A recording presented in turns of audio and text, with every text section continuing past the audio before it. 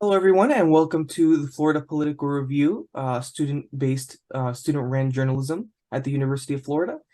Today, we are covering the 2023 Jacksonville mayoral election. We have a very special guest, Councilwoman LeAnna Cumber. Welcome, Ms. Cumber. Thank you so much for speaking to us today. And, we'll just start off with a couple of tame questions for today. Nothing too politically tension, to calm the political tensions. So first, will you just tell us about yourself, your campaign, and your connections to Jacksonville? Sure. Yeah, thanks for having me. Very excited. And just excited that I was a political science major myself in college. So really excited that you all are doing this and the interest in local elections, particularly because local elections are really the most important elections to vote in, except they tend to be the ones that people vote in the least numbers, which is, kind of backwards. But local elections matter to everything that happens to you every day, and how you live and how you raise your kids and what environment you do. So I have my husband and I have a 9 and 11-year-old. And when people say, "Why are you doing this?" I say, well, because of them, really. And because I want them, they were both born here in Jacksonville, and I want them to go off to college, do whatever it is they want to do to be happy and successful. But I want them always to have the ability to come back home and get a job in an industry where they can move up in the company. I want all their friends to say, "Oh my gosh, I can't wait to move to Jacksonville. I just got a job. I love the downtown. What have you." And we really have the most ideal city in the country. And sometimes I think that when you're here, when you're kind of in it, you don't realize it, but we're in Florida and everyone wants to be in Florida. We're at the top of Florida, which makes it really attractive to companies because you can take a day trip from here to Boston, from here to New York, which really makes a difference for financial firms and headquarters of companies. We have 3 freight railroads, 2 major highways, a deep water port, and this beautiful river that is brackish. So we have dolphins jumping right by our downtown, yet the downtown isn't on the ocean. So it just makes all of those pieces, and the fact that we have 864 square miles. So we have everything from beaches to horse farms to urban to suburban. And so it makes this city so unique and so wonderful that, we really need to tackle the issues that we have so that we can finally get out of this Jacksonville has potential and really be the city that we all know that we can be and really be an amazing Southern city. Very interesting. Yeah. Jacksonville is, if not the largest, I believe, contiguous city, like excuse me, the largest city by area Yeah. in the contiguous United States. And, it's like there are a lot of issues that we'll tap in later. But it's like the river city has so much potential. And I say this too because I live in Baker County, which is a couple miles Yep. west. Yeah, Yeah, of course. we go to Jacksonville all the time, and we know I just haven't been to a Jaguars game yet. But Well, this year was the year to do it. So hopefully next year, we'll have the same successes. that's right, that's right. And I just spoiled one of the fun questions I had planned. I guess we'll get back to that. But Great. going on to your this is your candidacy is a historic candidacy, and especially in 2023. I guess I'll just start off by saying, how does the title Madam Mayor sound to you? Because out of 8 qualified candidates, you're one of 4 women on the ballot to be Jacksonville's first female mayor, and in fact, Yeah. first Latina female Yeah. mayor, first Latina mayor. So, how does your historic candidacy make you feel? Yeah, look, having a daughter, it's really important to me that I help build a world that she can be fully successful in, and that, build a world that where she doesn't have the barriers that women before me had, and that women today have and moving forward. But I will say what people are really ready for in this city is true leadership and leadership with a vision. and someone who really wants to move the entire city forward, not moving the city forward for a few people, but really open this city up and really move it, fix the issues, and address the problems that we have in the core and in a large part of our city, and also incorporate all the people that are moving here and all the people that are here. Not only are we the largest city by land mass in the contiguous 48, we also are the largest city by population in Florida. We're the 12th largest city in the country by population. And so our million people are made up of immense diversity, just incredible diversity. We're 11% Hispanic now. We have, there are, whether it's Haitians, whether it's Indians, folks from all over, Bosnian, Serbs, you name it, we have it here. And we really need to celebrate that.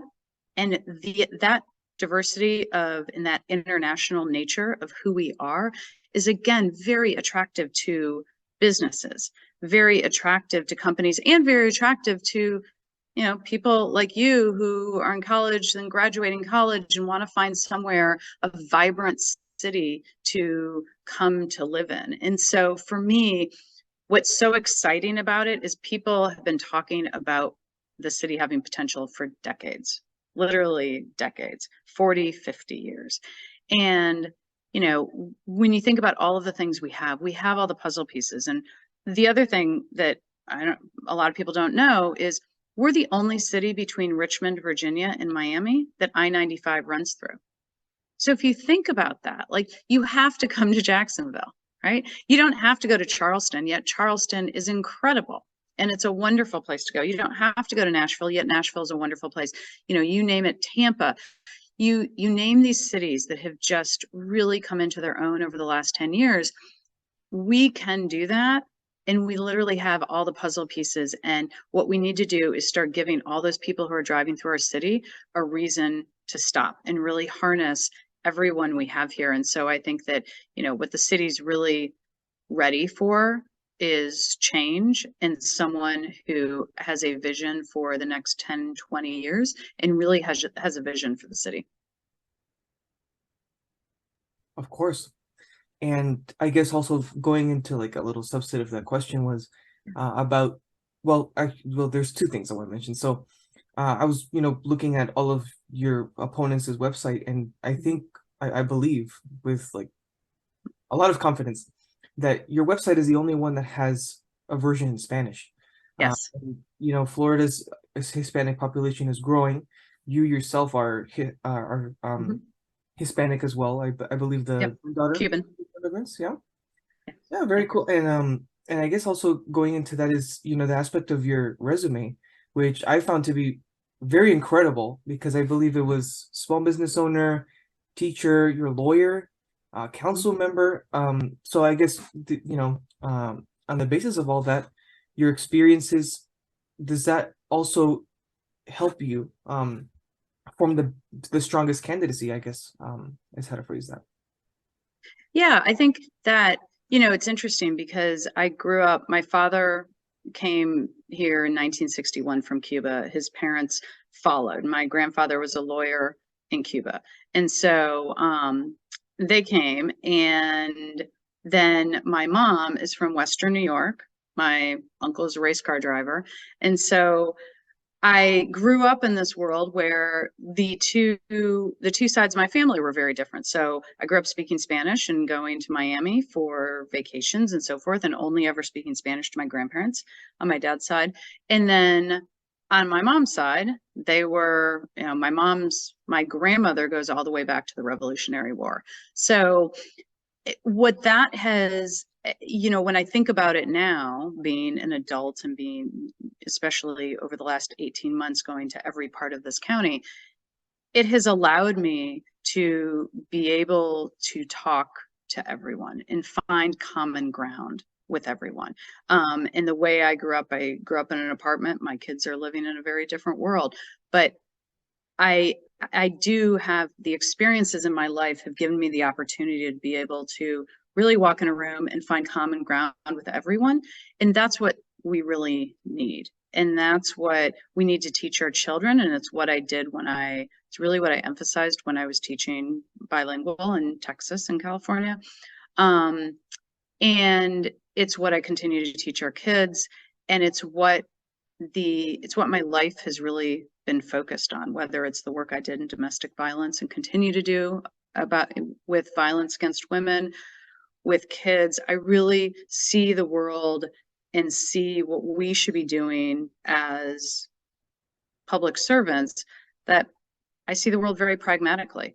And we can always find common ground. And if we look for what is common and help solve the issues we have, then that's how we solve them. But if we insist on finding what's different or finding what we don't agree with someone, then that's where you just get into this constant fighting. And, from a political science perspective, you can look at it like that, and it doesn't work at the end of the day. And I think we see it a lot, and it's why people get frustrated with politics, is there's very few people who are willing to sit down and say, I don't need to go on a family vacation with you to help solve this problem and sit at a table with you to help solve this problem. And the fact that, we all, at the end of the day, as a parents all want the same thing.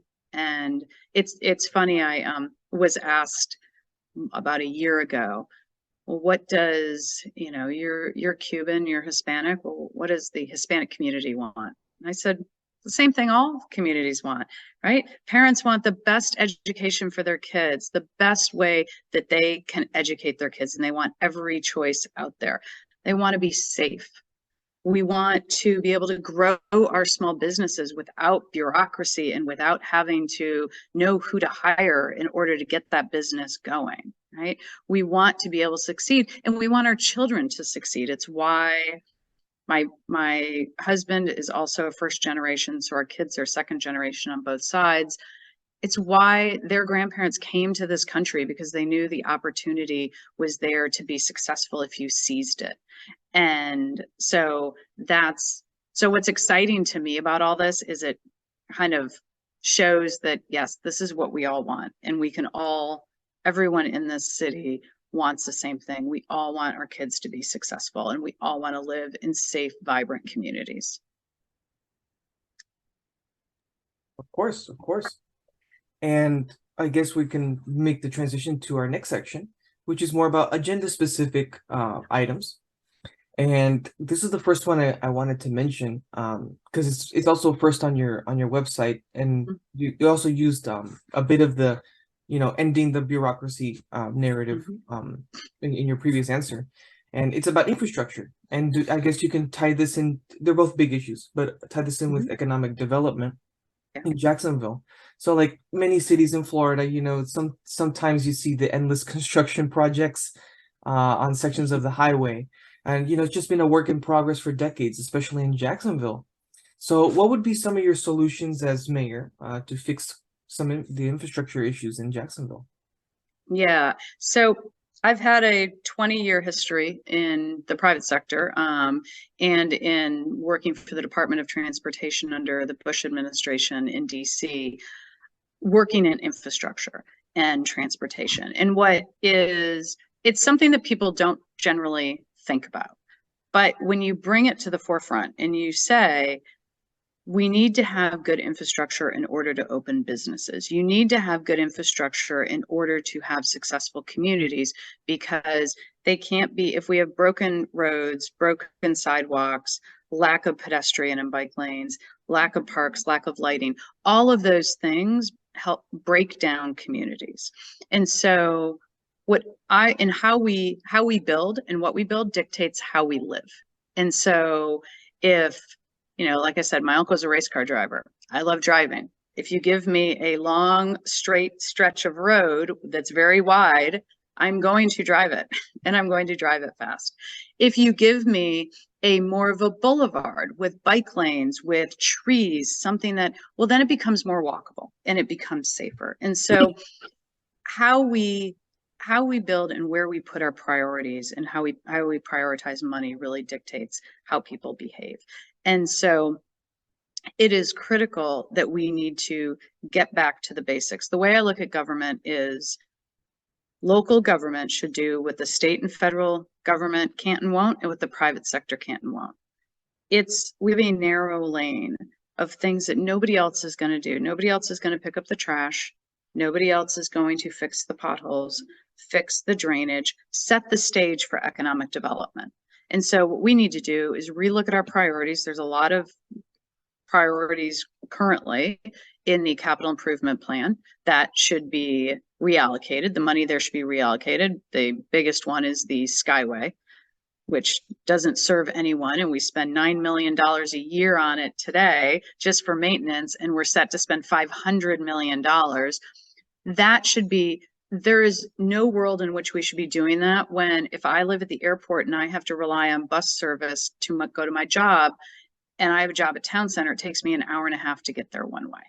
That is if the buses are all working well. Like, that's economic development too. So we also need to think about that economic development is not just about giving incentives to developers. It's about figuring out how do people get to where they need to be in order to have the jobs that they need to support their families and build up their neighborhoods. And again, if you look at cities that have been very successful, they've really focused on the basics of infrastructure. And so spending the money there rather than giving the money to the private sector, asking them to come and please come and here's the money, saying, you know what, we're going to build up the Riverwalk. We're going to build up the roads, make sure that, again, the stage was set. And, you know, it is interesting. It's what I think the one thing that kind of runs through how I grew up and growing up in a Cuban household too, is really, I just feel so strongly that government's job is to set the stage.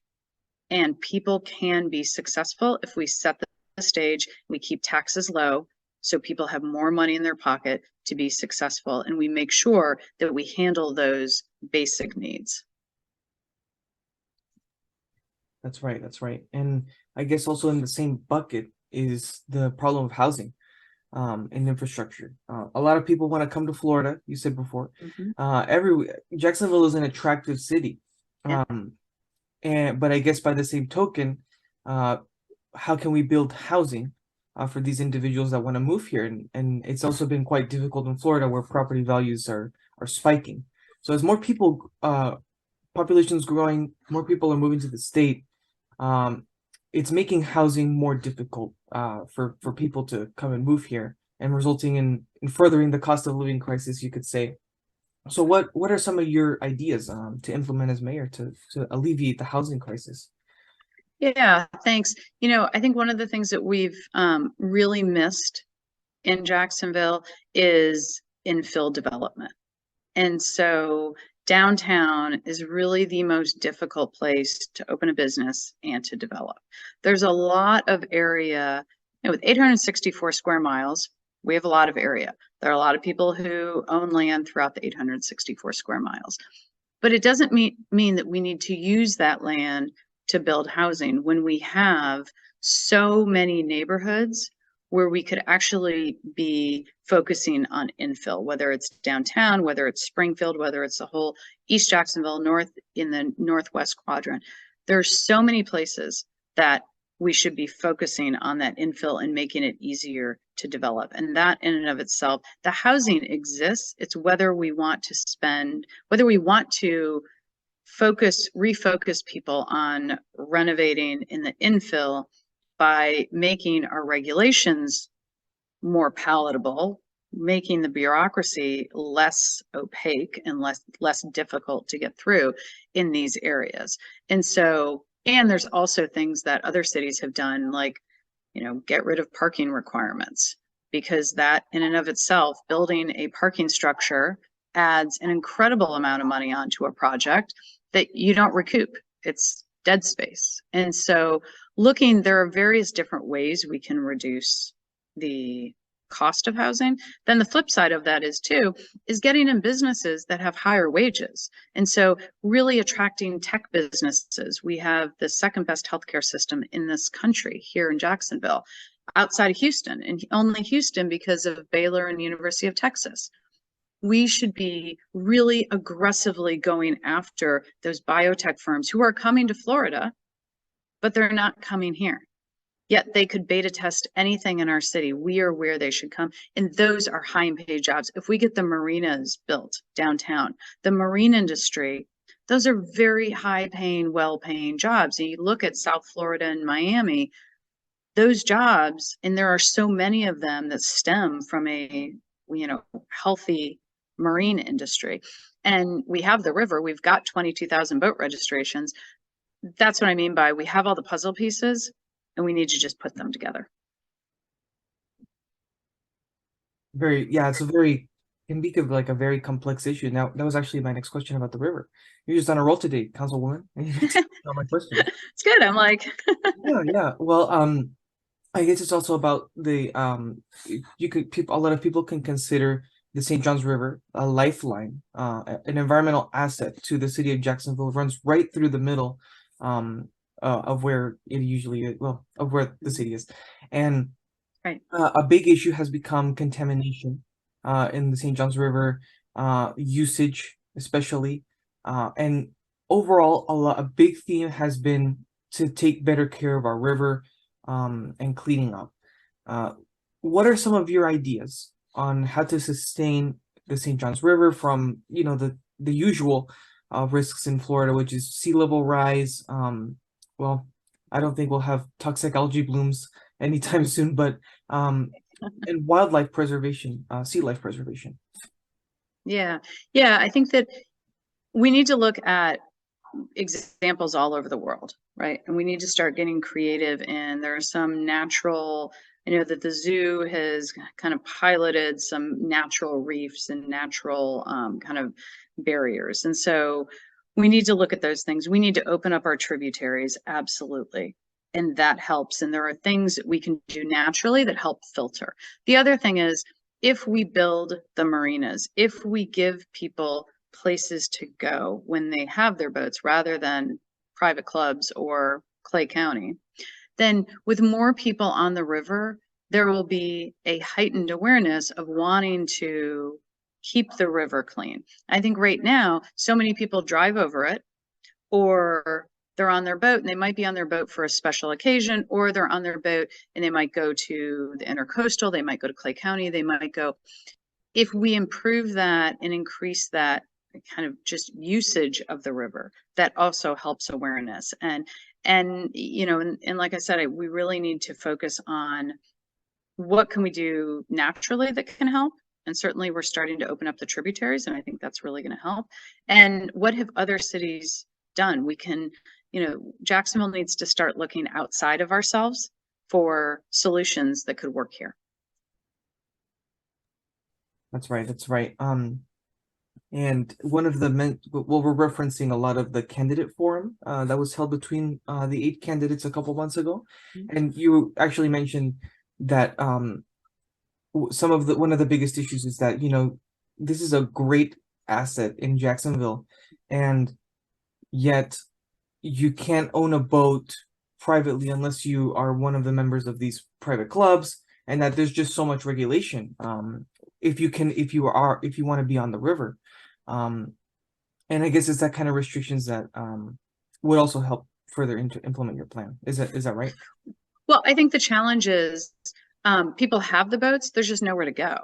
And so there's nowhere to go downtown, right? There's no marina, there's no restaurants, there's no, we just built a couple new docks, but if you boat up to downtown, where are you going to go? So we really need to build up the downtown to make sure that we have plenty of boat ownership in the city. 22,000 boat registrations, that's an enormous number of boat registrations, but we have to give people somewhere to go. We shouldn't be a city where you have to leave the county to find a restaurant that you can dock up to and find, a place to have drinks with your friends or to take your kids. And that's what we really need to focus on. And we absolutely can. Excellent. So moving on to this next section, and it's more about social issues. And I'll just be a little more conscious of time. So I think I'll ask like maybe 2. And the first one is about education in Florida. So, as we may all know, education in Florida has taken hot seat in the national stage and as well in the state. So it's actually taken the also a priority seat in this campaign. And you, along with others mentioned in the candidate forum, prioritize that this is not a responsibility of the mayor, that it's technically delegated to the superintendent, the school board, because it's mainly within their responsibilities. But that funding for students, this were things mentioned, funding for students, parental rights in education should be prioritized. So would you have anything else to say about school choice in Jacksonville or education overall in the city? Yeah, I think as a former teacher, as a mom, as someone, the daughter and granddaughter of educators, education is so critical. Our third grade reading scores are at 47% in this city. We've got to stop that. And we've got to realize that we can't just say that the school board will take care of it. We need everyone in the city, from the private sector, from the mayor, from the school board, needs to get on board on getting those literacy rates up. And there are a variety of things we can do. Part of that is making sure that parents have the choice to educate their kids in the best way they know how. So, and people talk about school choice and they kind of debate on when did school choice start. Well, I would say school choice started with the very first private school that was ever opened, because it gave parents who could afford it the option to choose where their kids went to school, whether it was Catholic school, whether it was what have you. We need to make sure that every parent has that opportunity, because as we talked about earlier, education, parents know that education is the key to success and is the key to moving forward and for their children. If they don't get educated, then they will continue in the cycle of poverty, they will continue in the cycle of crime and so forth. So education is absolutely a pinnacle of what I'm focused on, in literacy, because it really just does help in crime, help in economic development, and really success in life, obviously. Excellent, excellent. And the another issue that has taken the narrative on public safety and social issues is the subject of crime in Jacksonville. Because as far as I can remember, because my family moved here in 2011, and even then the crime narratives that some parts of Jacksonville are unsafe. One candidate in the forum even mentioned that sometimes you can't even go outside at night. Basically that the city in some parts are unsafe, and that the overall priority is to make the city a safer place. So what would you have any principles on the terms of public safety, on reducing crime? And is it really on different parts of the city, or is it widespread? Yeah, I think that the way I look at crime is we have to be proactive as well as reactive. So we need to make sure that the sheriff's office has all the resources that it needs in order to be reactive and react to the crime that's happening. But we also need to focus on the prevention and the proactive piece. It's why I shut down the illegal gambling cafes.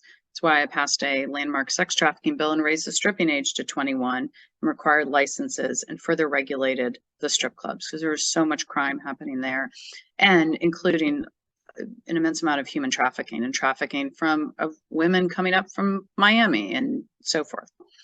It's also why I created a nuisance abatement board that for the very first time allows the city to actually hold businesses accountable that are allowing criminal activity to happen. And so we need to continue doing things like that. We're never going to solve the crime issue if we're only dealing with it from after the fact. We need to really, and it helps when you hold a business owner accountable or shut down a business that's allowing criminal activity to happen, then it relieves resources on the sheriff's office. It also improves communities. So it needs to be a multi-pronged approach, and not just prevention of kids, which in programs, because that can be helpful, but we also need to get our education level up so that those kids are not growing up to commit crimes. We have to work on the government side to make sure the infrastructure, the lighting, there are things to do. There are so many things that we can do to resolve the crime issue here in Jacksonville. And, and the last thing I'll say is we have to admit we have a gang problem and we have to address it head on, because that's what's really causing the bulk of the violent crime. And so that's why my three pillars are really, education, infrastructure, and crime, because all three of those things work together.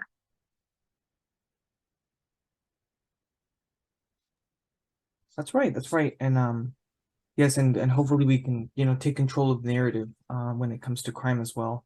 Instead of, Yes. the day after. You're right. It's about being very proactive.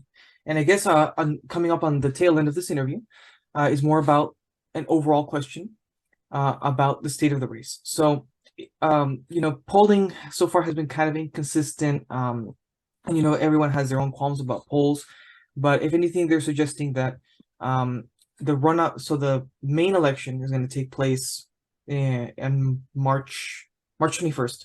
21st. Yep. Right. March 21st, and then a runoff will take place on May 16th.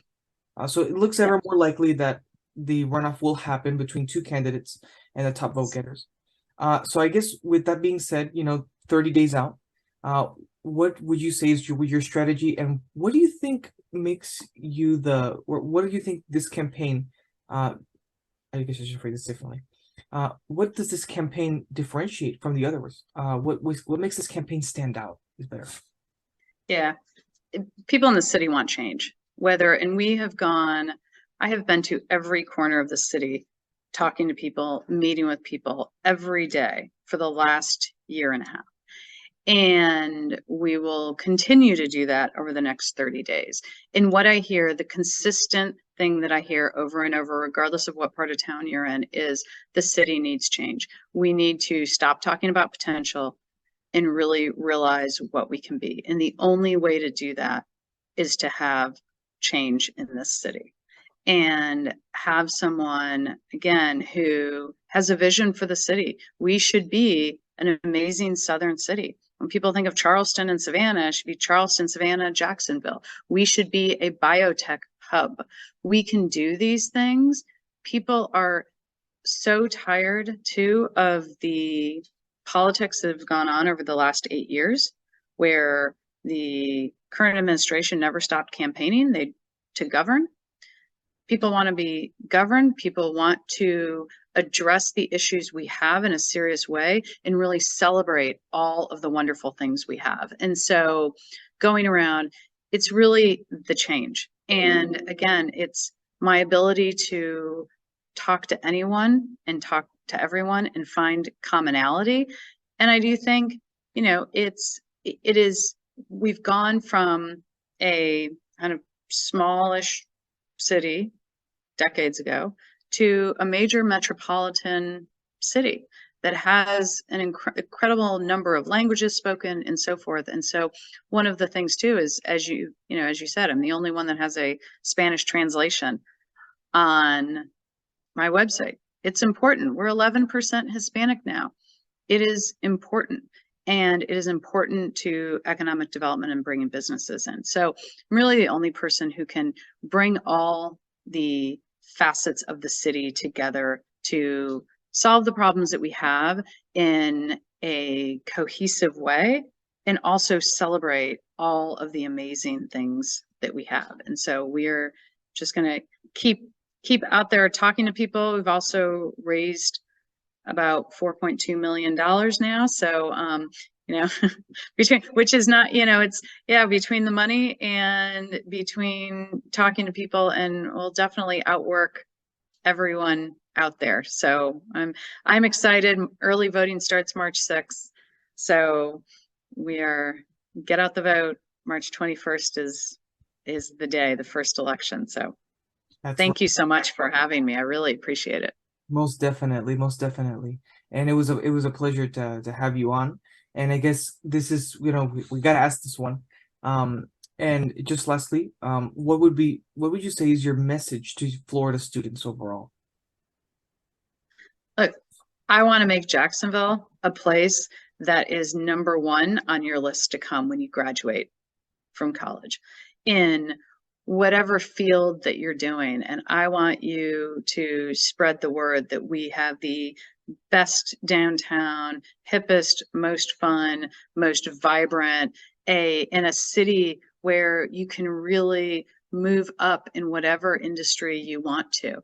And that's what we should. We now, University of Florida is, you know, the 5th best university in the country now, right? It's amazing. Well, we, as the largest city in Florida, 12th largest in the country, we need to be your number one, your top choice for moving after graduation. That's a great message, Councilwoman, and thank you so much for attending this. And for our viewers, I guess I'll just end with saying Jacksonville's consolidated government uses a unitary election system outside the national and statewide cycle. While all candidates are partisan and campaign with their political parties, every candidate runs together in the same primary election, which takes place on March 21st of this year. And any candidate who reaches majority support wins the mayorship outright. Otherwise, the top 2 candidates move on to a general runoff election on May 16th. And we want to thank Councilwoman Cumber for attending and talking with the Florida Political Review and supporting student journalism. And we wish you and your campaign the very best in this race. And it was really good talking to you, Councilwoman. Very smooth. Thank you. Thank you. I really appreciate it.